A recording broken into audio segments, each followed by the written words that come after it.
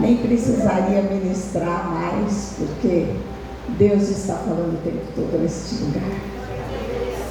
Deus está falando de limpeza, Deus está falando de milagres, Deus está falando de curas. E eu havia comentado com a pastora que eu gostaria de dar um testemunho. Mas para que não fique só nas minhas palavras, o testemunho tem que ser testificado pela palavra de Deus, que é a Bíblia. Então abra sua Bíblia comigo em Lucas 1, versículo 37.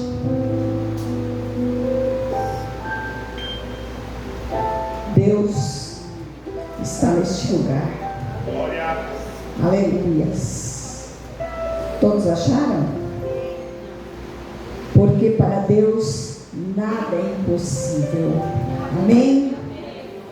Impossível é uma coisa que se refere a algo que parece que é contrário à lógica humana. Mas o que é possível a Deus é devido ao seu poder.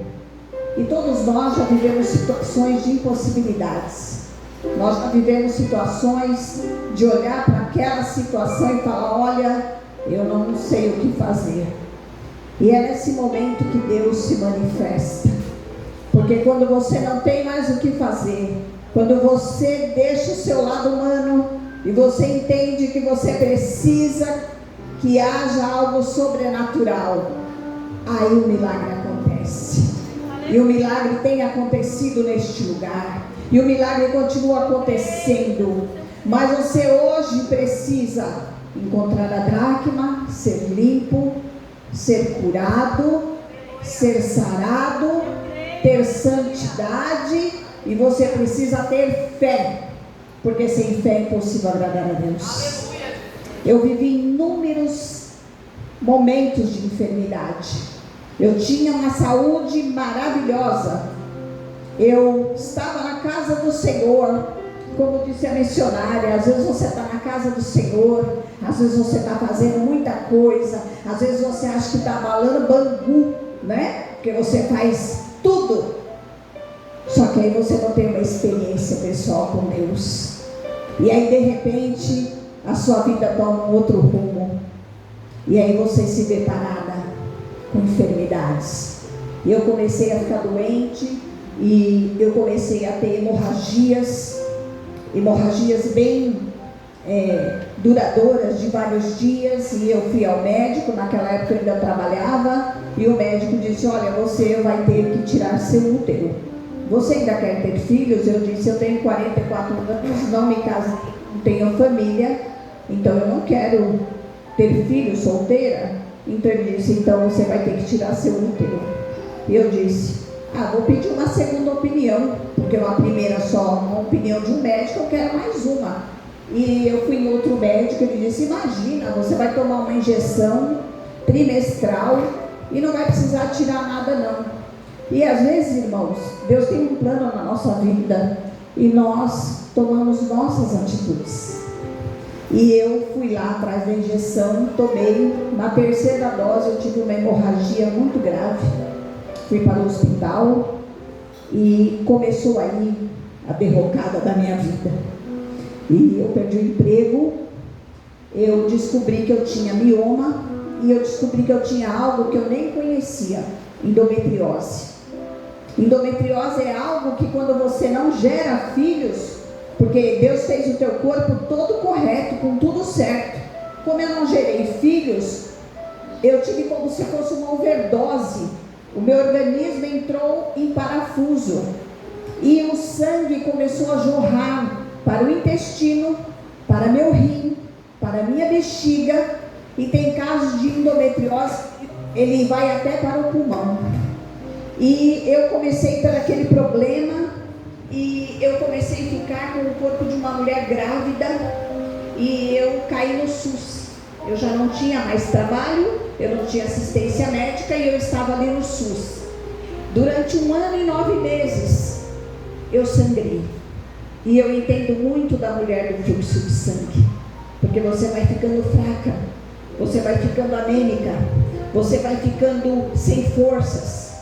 E aí, durante esse tempo todo, eu tinha que andar com uma sacola, com sapato, roupa, toalha, porque eu tinha hemorragias. E finalmente eu consegui a cirurgia. E eu lembrei da irmã falando que ela viveu o inferno. Eu fui para a Santa Casa lá de São Paulo. Cheguei lá no quarto, eu estava toda animada, com a Bíblia na mão, pregando. Parecia, nossa, que eu estava no spa. Estou lá toda feliz, estou falando de Jesus, 8 mulheres no quarto. Na véspera da minha cirurgia me deram um remédio para tomar. E eu fiquei em jejum e eu tinha muita enxaqueca. Eu comecei a ficar com enxaqueca, aquele remédio para dar diarreia, você tinha que andar até no banheiro, que era extremamente longe, com um soro na veia. Determinado momento da madrugada eu fui para o banheiro, quando eu fui levantar eu bati a cabeça na parede, quase desmaiei, só deu tempo de eu pedir socorro para a enfermeira. No dia seguinte vieram me buscar para a cirurgia. Não, no primeiro momento eu fui foi tudo ótimo, eu fui arrumadinha, eu fui numa maca, estava tudo tranquilo, eu já estava ruim de enxaqueca, mas ainda estava uma coisa boa. Chego na porta do centro cirúrgico, entro na emergência, me devolvem no quarto. Na segunda leva, quando eu já fui com uma camisola aberta atrás, numa cadeira de rodas, com o exame no meu colo e vomitando. Para ajudar na hora da cirurgia, quando eu consigo entrar na sala de cirurgia, os médicos começam a brigar. E eles começam a se xingar, e eu com enxaqueca, e eu falando que eu estava com enxaqueca, e os médicos discutindo, e pela graça de Deus o anestesista me anestesiou para que eu não visse aquela cena. E dali eu saí sem meu útero, colo do útero e as trompas. Eu passei 3 dias numa cama de um hospital, sem comer, sem beber, com enxaqueca. E aí minha cunhada foi com uma amiga, chegou lá no quarto, me arrumaram, foram pedir para médico o remédio que eu costumava tomar, e finalmente eu tive alta. Dali eu já fiz outro plano. Falei, agora eu vou ficar curada, eu vou trabalhar, eu vou ficar bem, e eu vou continuar. Eu era líder do Ministério de Adoração com Danças, eu era evangelista, eu vou continuar com o ministério, eu vou continuar fazendo tudo que eu fazia. Aí Deus deve ter olhado para mim e falado, não vai não, querida, você não vai mais não, você vai fazer outro negócio, você vai lutar. E ali eu comecei a emagrecer, e os médicos diziam, olha, você não tem nada, você tem problemas mentais, porque você não tem problema de saúde.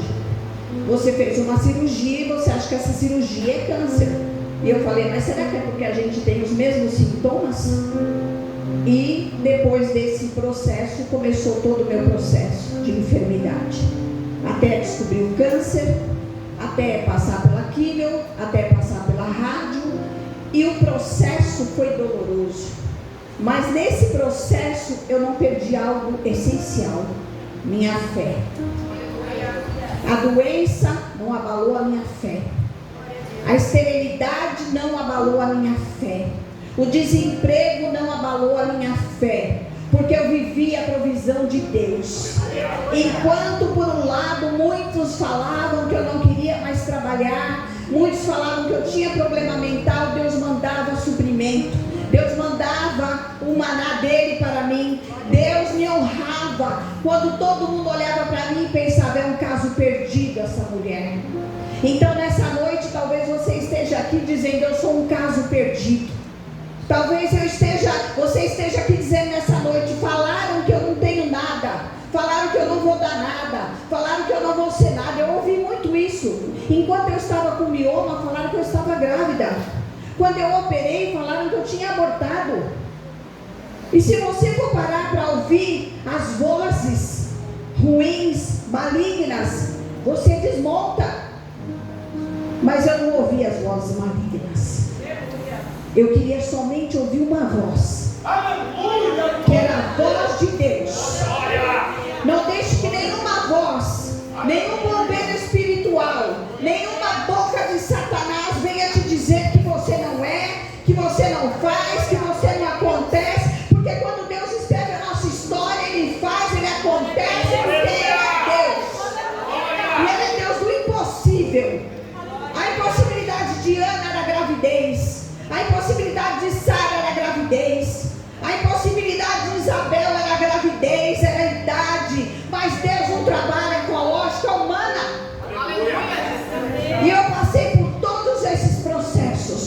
mas eu vi Deus.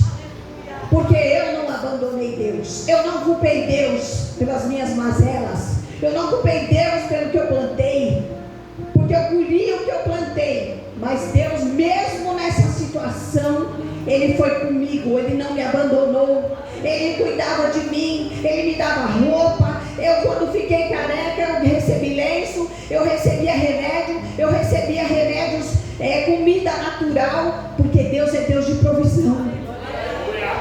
Uma vez eu estava tão ruim na minha casa em São Paulo, e veio um pastor e ele pôs um espelho de frente comigo. Ele falou: o que você veio? Eu vejo uma caveira. Eu tinha 41 quilos, um cabelo até as costas, pálida, e ele disse: mas Deus te vê como Esther. Deus te vê como Esther. Deus não te vê como esqueleto. Deus não te vê como algo feio. Você não vê no espelho uma imagem distorcida, porque Ele não criou ninguém para ser distorcido. E hoje eu sei que Deus estava falando algo que eu estou vivendo, porque de tudo que eu vivi, de tudo que eu passei, de todas as situações, Deus, Ele foi trabalhando em cada situação na minha vida.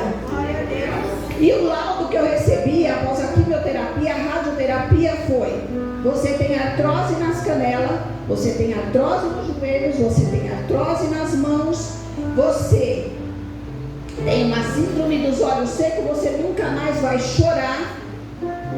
E assim foi. O quadro era todo este. Mas Deus, como Ele muda quadro, muda sentença, muda situações, é a última palavra quem dá é Ele.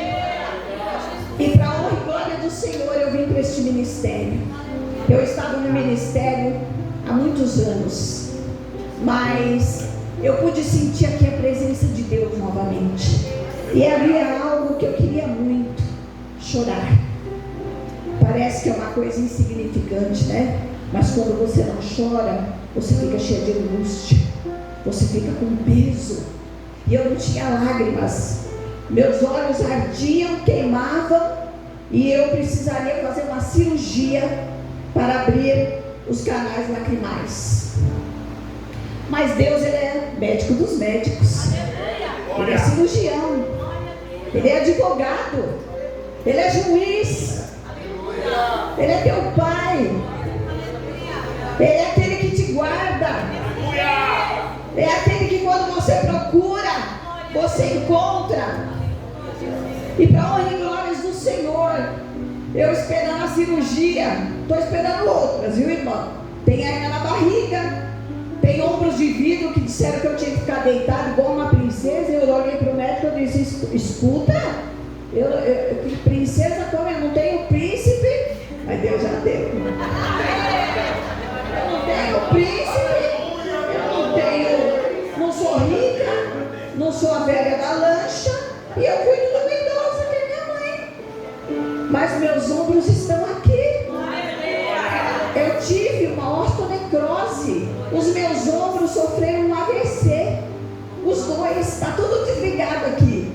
Mas Deus, Ele tem me mantido em pé. Está desligado alguma coisa aí para você? Deus vai ligar nessa noite. Eu faço tudo. Nada tem me impedido de me movimentar, de adorar a Deus, de balançar meus braços. Eu continuo andando, eu continuo marchando, eu continuo glorificando. A barriga está grande, mas eu estou adorando.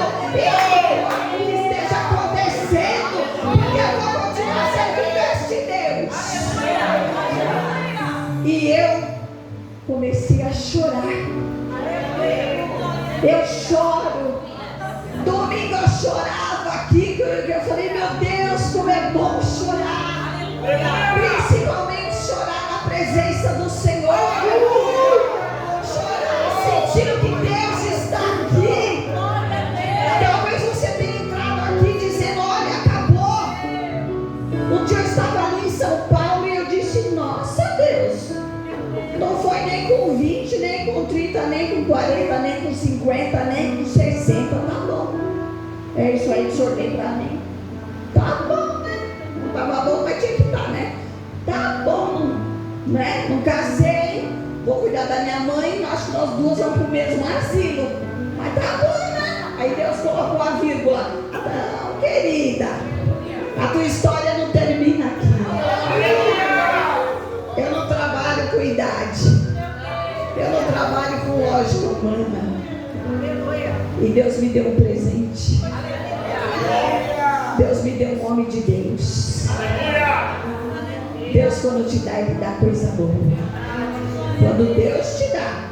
Porque se você não obedecer a Deus, aí a coisa é meio complicada. Então, queridos, nessa noite, Deus quer que nós venhamos a ter fé, para que mais impossíveis de Deus venham acontecer, para que a unção de Deus seja sobre você, para que você volte a louvar, volte a adorar, volte a falar em línguas, volte a interpretar línguas, volte a cantar, volte a pregar, volte a buscar a presença do Senhor, porque é digno de honra, glória e louvor. Ele tem cura nessa noite, Ele tem cura para a enfermidade, Ele tem cura para o seu processo, Ele tem cura para o seu interior, Ele tem cura para o seu casamento, Ele tem cura para filho nessa noite, Ele tem cura para mãe, Ele tem cura para pai. Não importa quem não está aqui hoje, é porque era com você que Ele queria falar, é conosco, e nós estamos aqui nessa noite para dizer que esse Deus merece que nós estejamos aos pés dele o tempo todo. Não importa a situação, não importa o seu